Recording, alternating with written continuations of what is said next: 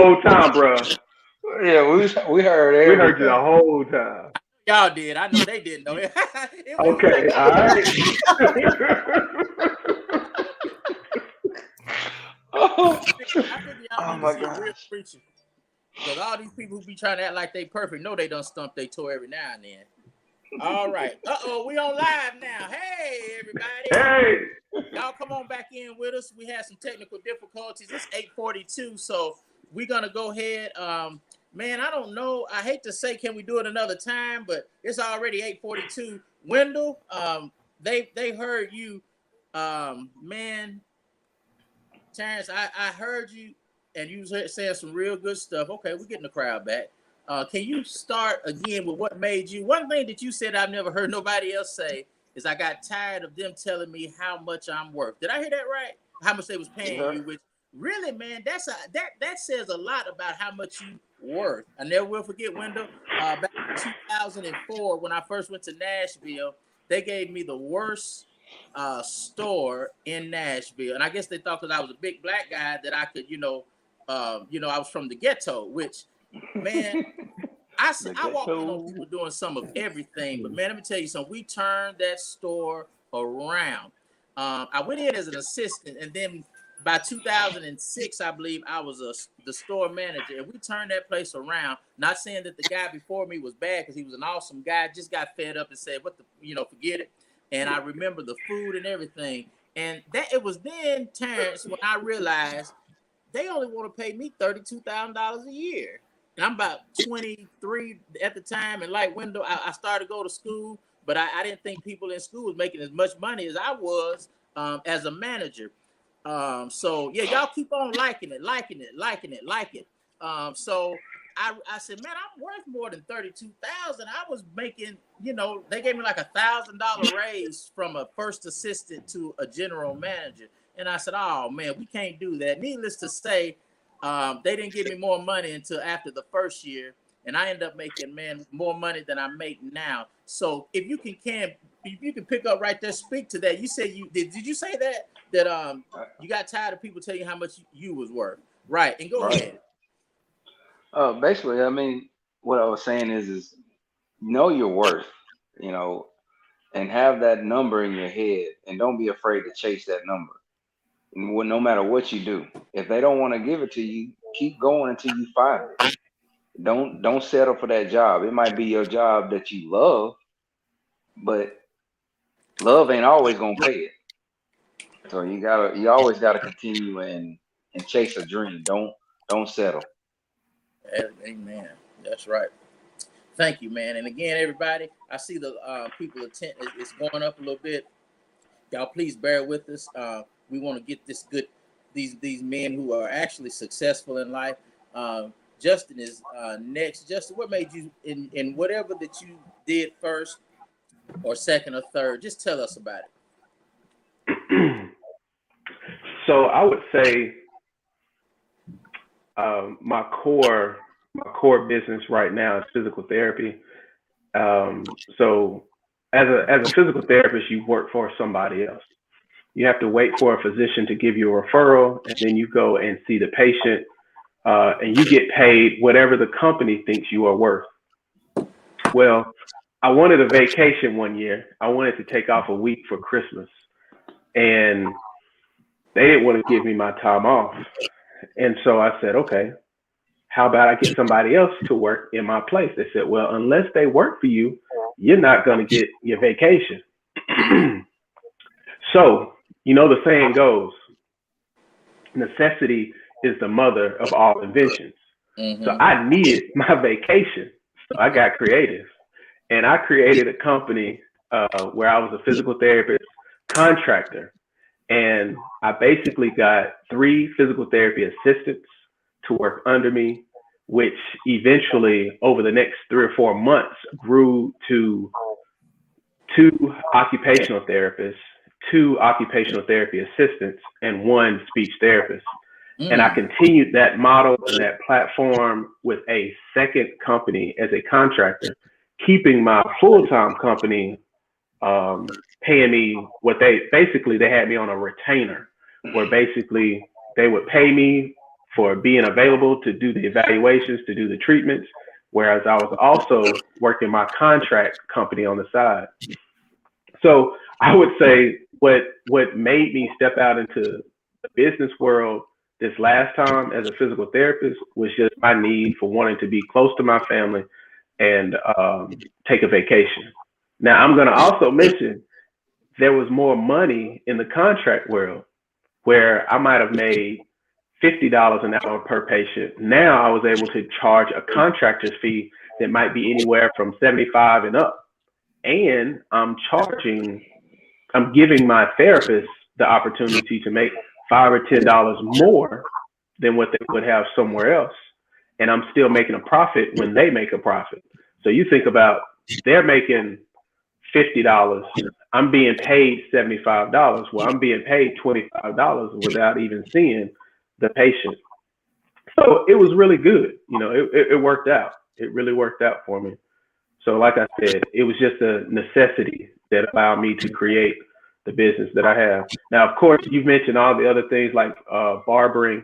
I've put that to the side. But here, for me, it's always about being creative.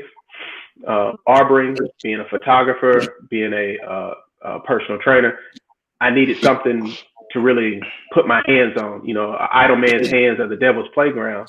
So for me, being creative and being active and doing something that I was passionate about that made money and I could socialize with people, it was great.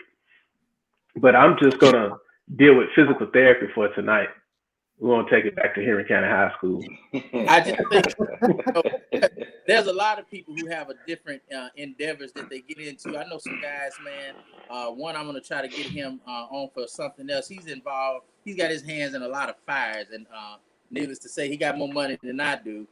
So it's nothing, man. I'm telling you, I never will forget when I heard you was doing photography, and I really wanted to get you so bad, but I didn't mention it because it was already set, and I had just found out, and that was several years ago. So I'm very proud of what you're doing, y'all. I just so people can know, I went to Memphis. It was for our anniversary about 2 years ago, and man, Justin rolled out the red carpet. We had a great time, and my wife and I will always be grateful for that.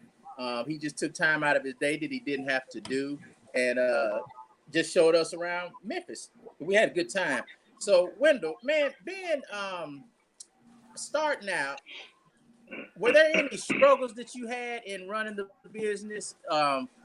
Did you have any struggles that made you say, "Man, I should have went to college, or I should have went to, Pizza Hut or wherever"? Only struggle I had when I started out, I was so young, and then people didn't want to give their respect.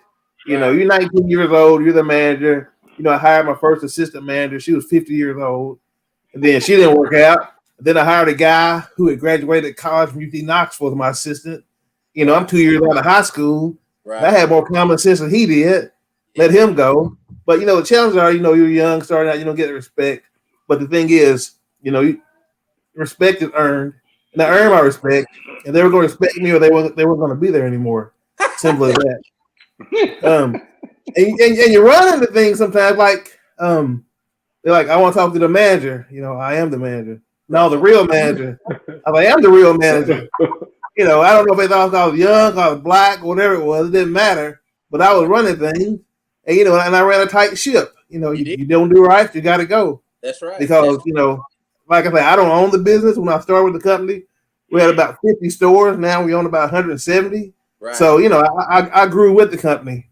You did. And, I want to talk about, sometimes there's racism involved, if I can say that, Yeah. Probably in 1985, I was really young then. We had a manager's party and went to Elks Lodge or Moose Lodge at a little small town in West Tennessee. Mm-hmm. And, it was a big place. But I knew downstairs while it happened was we was upstairs at a small table. And it took me a couple weeks later to find out that we couldn't go down there because I was black. Wow. And that's crazy, man. That's crazy. It is. Yeah, that's true, though. But that's not every day. But you respect people, they respect you back. But there are challenges, and people want to come up to you and just try to. Another challenge is everybody wants free chicken sometimes. You know, you know how that works. Hey, can you hook me up? No, man, I gotta pay for this chicken. You know, and, you know, and people ask you the strangest favors, like, "Hey, I got a bag of hot wings. Can you cook these for me?" I'm thinking that. I'm like, have you seen 10 pounds of ground beef from McDonald's and say, "Buy me some hamburgers"? You know, people about bringing chicken to fry. I'm like, but you know, and my answer is that I can fry your chicken for you, but you can probably pick up ground beef, go to McDonald's, if they're fry you some hamburgers. No. But anyway, you know how it is sometimes. But you know, if somebody needs help, I will help anybody. I will do anything for anybody, no doubt about it. No doubt about it. I can testify, man. Listen, you have done so much for people in general, because when I'm talking to level-minded people like y'all, there's really no black and white. I do a lot of lives, and it's only because of what's going on in the world. People who know me know I have no type of. I've got, you know, man. There's so much that I'm connected to white people for, but I just have to say what I have to say because I feel I'm a called preacher. But man, I have seen you. I mean, give stuff to people, man. Just out of freedom of your heart. Anybody who would have anything to say, tell them call me, because I'll let them know, man. You have never ever, you know, Justin mentioned it yesterday when we was talking. You have never acted like you was, you know, bigger, and you always help people. But you got to do what you got to do. You had to let me go because I was ignorant back then. Hey, he ain't lying, y'all. He ran a tight ship, but we had fun, man. I'm talking about fun and got the job done. So, man, yeah, I understand. But Tim, I'm proud of you, man. I just want you to know I'm proud of you and these other young, all three of y'all, man. I feel proud of y'all, and I just admire what you do, and you guys keep being a good role model, and you guys got it going on. I appreciate y'all, and y'all are just good people. Always have been good families. I appreciate that. Pray for me. That means something.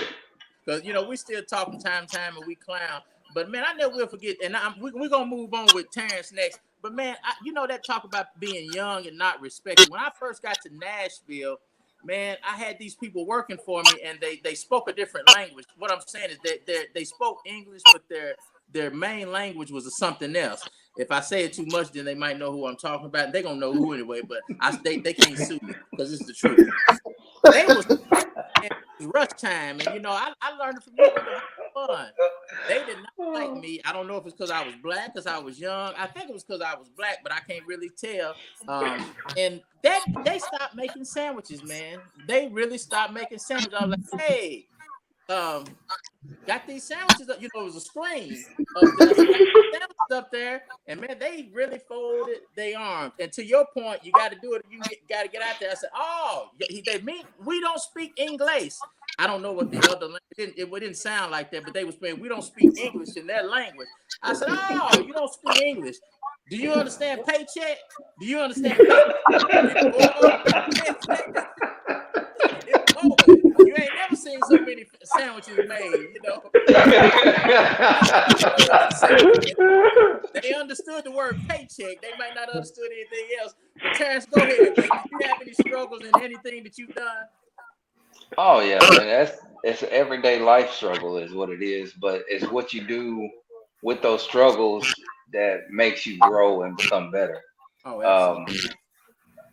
I mean, the biggest struggle I have in the lawn care industry, and it's nothing personal, is like I'm trying to reach the younger generation, right, to kind of give them an idea of what entrepreneurship is like, and teach them to go and chase dreams.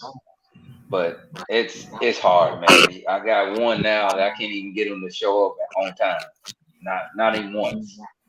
And he's one to always work, but I mean, he called, like just for instance today, I start about 7 or 8 o'clock every day.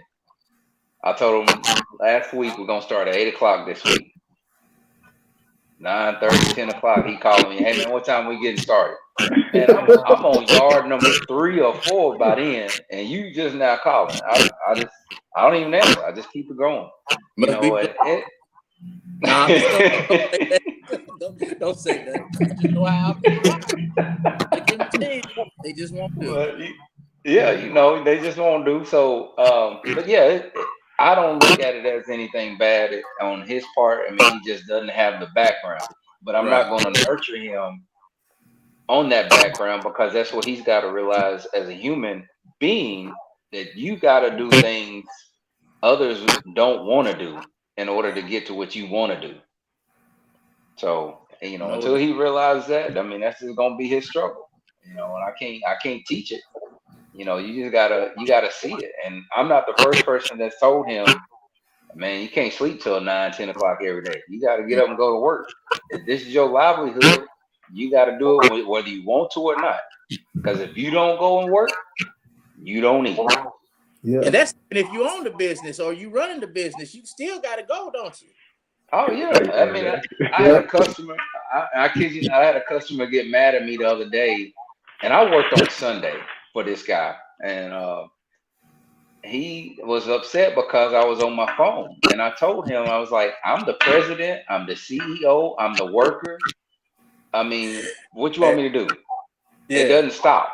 If I got somebody calling in for more business, then guess what I got to do? I got to go and answer that call. Right. Just point blank. I don't have an assistant. That's right. I wish I did.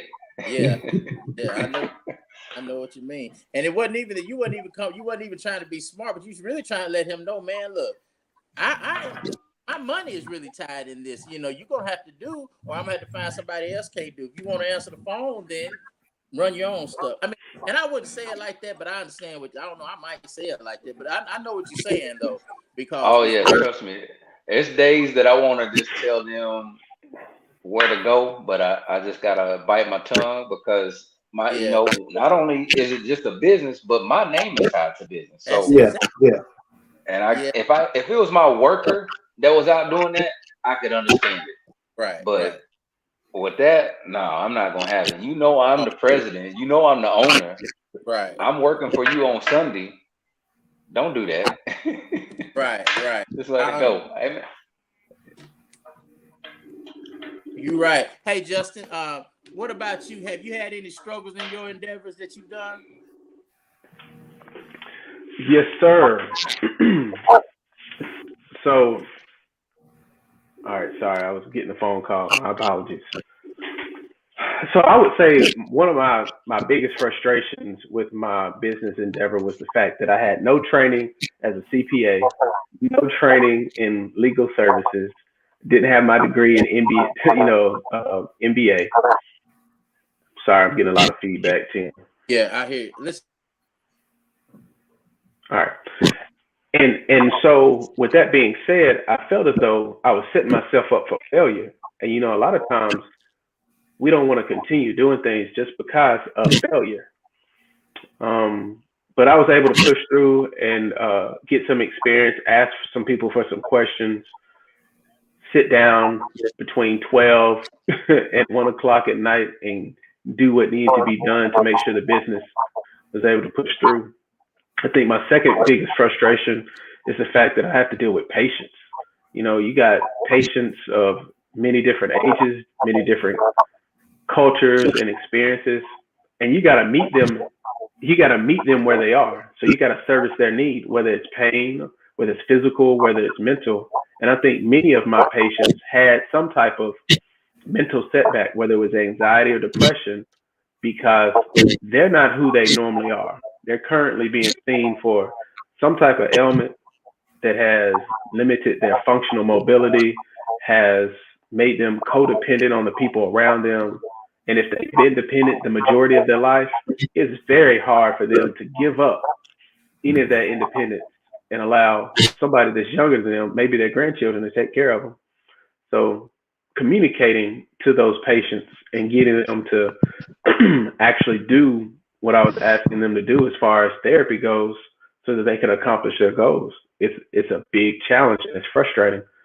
However, the reward is once you're able to talk to them and they really see the improvement and they can see that they're making progress, it's all worth it because they meet their goal, they find their independence, and they're happy again. So it's all worth it.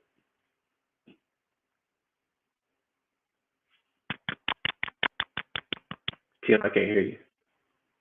Yeah, I was asking y'all, did y'all see Harrison's comment? I have not. Okay. I told them, Justin, to mute, because if you mute, then you'll be able to tell who is getting some feedback. So now y'all should hear me clearly, right? Okay. All right. Harrison said, "Good job, fellas."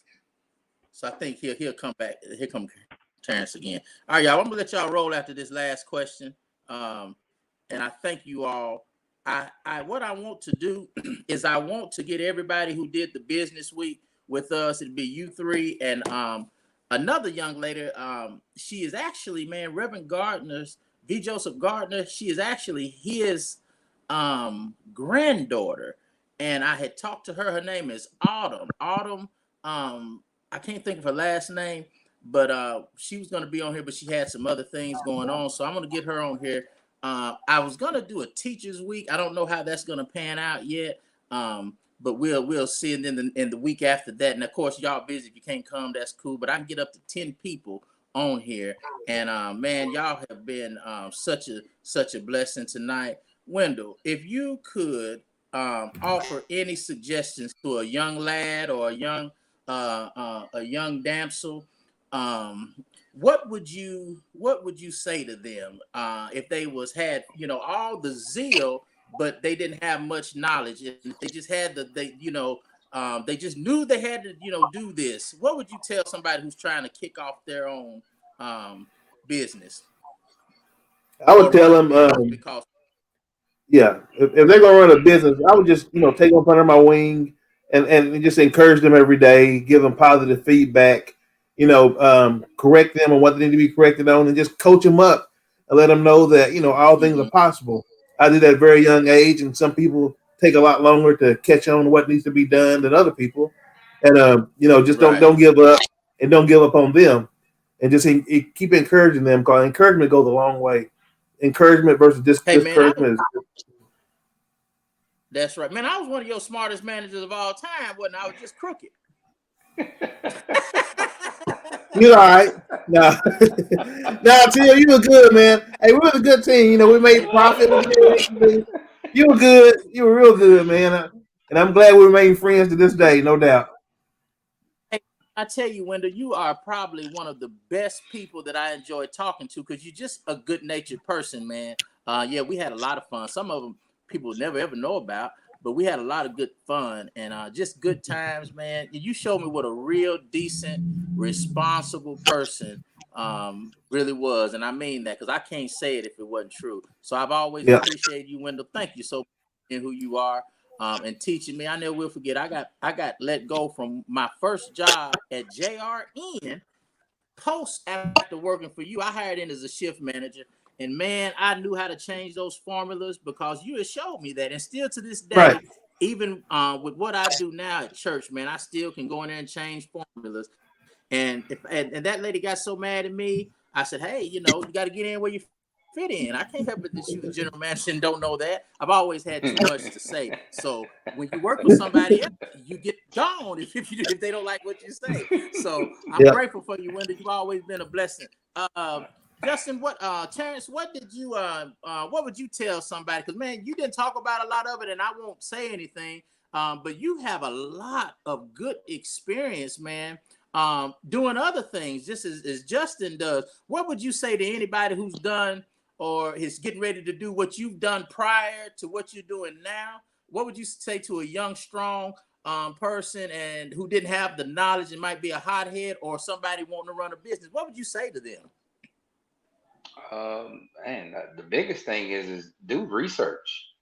Find everything out there that you can possibly find that you want to do. If you want to work on cars, Google, YouTube. I mean, those are your biggest assets right there. I mean, yes, sir. If you want to sell T-shirts, I mean, whatever it is that you want to do, find that passion, find that why, and just do it. And if you need help, don't be afraid to ask for help. Reach out to, if you see somebody that's successful, man, reach out to them. They may not respond, but just keep going until somebody responds. And then if they don't respond, just go back to them again. Hey, I've reached out to you before. Hey, can you just give me some insight? And I'm always willing to help any and everybody. If anyone needs help on anything, if I don't know, I'm gonna find somebody that does know, and I'll get back to you. That's the biggest thing. Just be willing to learn and willing to help. Absolutely, man. Listen, I've always appreciated you too, Terrence. We was in high school, man. You know, I just can't say enough, man. I mean, I just think about your attitude in football. I think about your attitude just, I mean, in the school. You've always been a good guy. Man, you know, I'm so proud of you. You know, so proud of you, because I'm gonna tell you why. And this goes for really all three of y'all. But mainly Justin and Terrence. So many, man, graduated with us. And I started out pretty good. Then I had some stumblings that, you know, that made me hit the ground. And I think I had to go through that to be able to even talk to some people, because trust me, I don't have as much wiggle room as y'all do, even running your own business, because I got to be perfect at all times. I can't cuss not one time. I can't go and do anything. Can't nobody see me at the bar. Can't, you know, because it's my business is over. I promise you. But man, y'all always been some stand up guys, and I've even seen you when you're angry, all three of y'all. So I thank y'all, man, for just being able to do that and being who you are. Justin, what kind of struggles have you had? Oh, I thought it was advice. What would you tell some young person? Say what now? Good. I was making sure you weren't throwing me a curveball. So, can you hear me? I would start off spiritually. No, I ain't. I got you. Go ahead. All right, I would start off spiritually and let them know God created you for a purpose. Find out what that purpose is. Know thyself, because if you're not operating in the alignment of what God has given you, it's not going to work. Followed behind that, I would tell them to understand that success is not on a straight linear trajectory. I got it out. I didn't think I'd be able to say it. But, I mean, your success might start up. It might go down. It might take a loop. It may go back. And then you have to find a way to get back to obtaining that goal. Your target might move, but you just keep headed towards that goal. And I think a lot of times that in between of where people are going into the loop, or where they're going down and they're going up, they decide that they're not strong enough.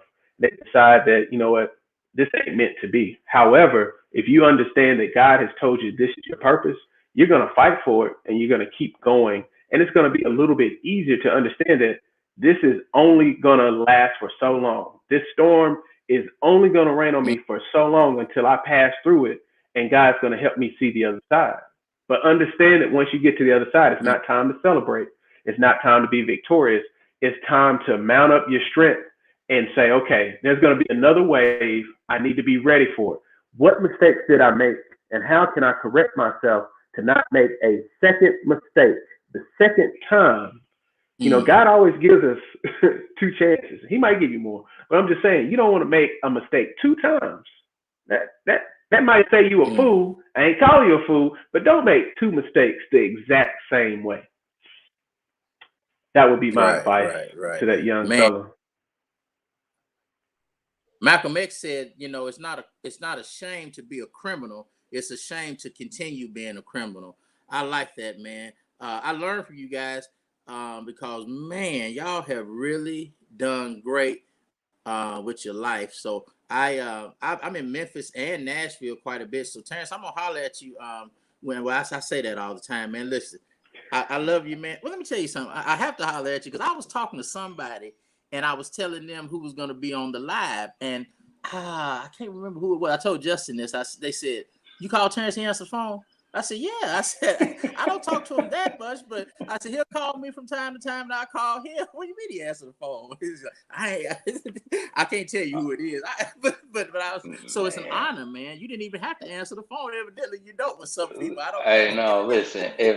If they said that, then I don't know them. How about that? Okay, yeah. I can see that because if your name ain't in my phone, I'm sorry. And if you don't have the business number, then I took it. I don't know you. Look how much red I got. Look how much. Oh well. Yeah, hey, listen. I understand. And the flip phone there. Is that the business number? What I call? No, you call. That was my personal number you got. I don't. Froze up on me. Wendell, I see you moving. You got to do a little weaving to see if you can.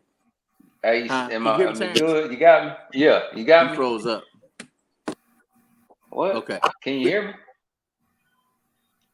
We getting ready. Can you hear me? Ain't about freezing, but Tim. Hey, yeah, Tim, you the only one that's freezing up. Y'all hear him? We can hear him, bro. Hey man, you need to get a booster out there on Jonesville Road, man.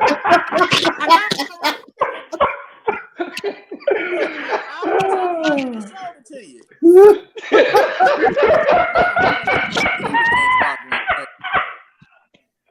Classic. Hey man, I had no idea what a booster was, and then I said, well, "Does a booster look like this?" Cameras and everything. On the 20th, third. I said, "Man, the 20th.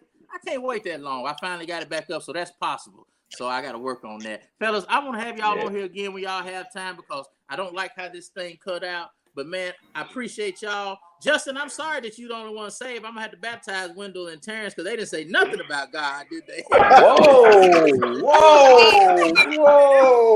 Hey,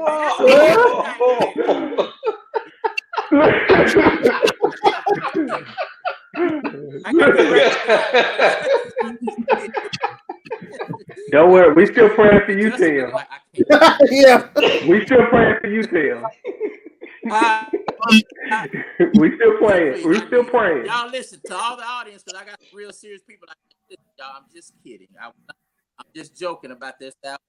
Yeah.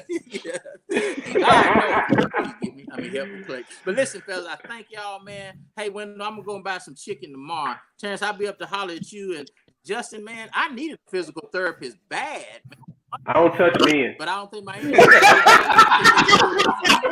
not that you would, but I believe. And another thing that we didn't cover that somebody covered on the laptop is people always wanting something for free. You did say something about that, Wendell, but everybody needs to pay. If you love and respect that person, there you go again. Tim Tech. You go. One second. Man, I ain't Hey,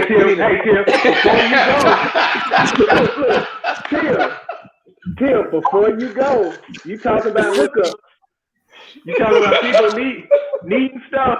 You said owe me $5 or $10 from a haircut from 1996.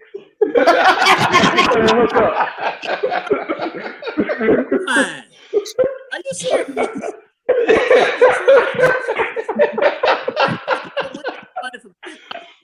It ain't gaining interest, bro. When I was out there. Boy. Thank y'all, man. I appreciate y'all. I love each and every one of y'all. Thank you, fellas. I'll be in touch with you this week. See if you can come on another time. I have my little Wi-Fi extender. I'm cheap, man. Cause see, I don't make no money. You know, I am That's really the problem right there. appreciative. We got some good people, man. But we live in a small town, and they do great for me. But I am not rolling in the dough. So, we need to take up a donation. Hey, Tim, we need to pass the complexion plate. No, I'm too prideful for that. I'll get it somehow. I appreciate y'all. Wendell, I don't know your wife, man. I think I've seen her a couple times. Tell her I said hello and congratulations. And she's married one of the best of the best. She know that. I said hello. She knows. Yeah. Whenever the feed stopped, she enjoyed me, Justin, and T-Baby. She was busting the gut. But anyway. Hey, we appreciate you, Tim, man. No doubt. It's good. I got to get y'all on one don't cut out. I'm going to let you go, man. I'll be in touch with you. Thank y'all, man. I appreciate y'all so much. Yes, sir. Take everybody. Appreciate it, T. All right.